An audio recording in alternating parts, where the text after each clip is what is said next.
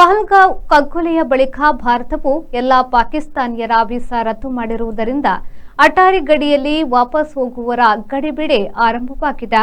ಪಂಜಾಬದ ಅಮೃತಸರ ದಾಟಿ ವಾಘಾ ಅಟ್ಟಾರಿ ಗಡಿದಾರಿಯಲ್ಲಿ ಈಗ ವೀಸಾ ರದ್ದಾಗಿ ಪಾಕಿಸ್ತಾನಕ್ಕೆ ವಾಪಸ್ಸು ಹೋಗುವವರು ತಂಡವಾಗಿ ಗುಂಪಾಗಿ ಸಾಗಿರುವುದನ್ನು ಕಾಣಬಹುದು.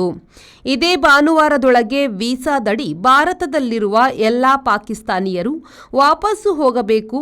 ಅವರ ವೀಸಾ ರದ್ದಾಗಿದೆ ಎಂದು ಸರ್ಕಾರವು ಕಟ್ಟುನಿಟ್ಟು ಮಾಡಿದೆ. ವಾಘಾ ಗಡಿಯಲ್ಲಿ ಜನರು ಸಾಲಾಗಿ ಹಿಂದಕ್ಕೆ ಹೊರಟಿರುವಂತೆಯೇ ಅಲ್ಲಿ ನಾನಾ ಮಾಧ್ಯಮಗಳವರು ಸಹ ಇಕ್ಕಡೆಯಲ್ಲೂ ಕಂಡುಬಂದಿದ್ದಾರೆ. ಎರಡು ದೇಶಗಳ ನಡುವೆ ವಾಘಾ ಗಡಿಯು ಮಾತ್ರ ಅಧಿಕೃತ ವ್ಯಾಪಾರ ವ್ಯವಹಾರ ಮತ್ತು ಗಡಿ ದಾಟುವ ಸ್ಥಳವಾಗಿತ್ತು. ಈಗ ಅದನ್ನು ಮುಚ್ಚಲಾಗಿದೆ.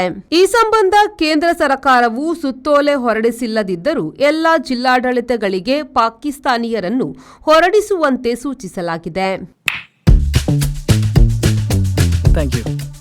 Ajanta Business Center provides comfortable space where work gets done with more ease. A friendly environment means less of stress, more of teamwork. Sir?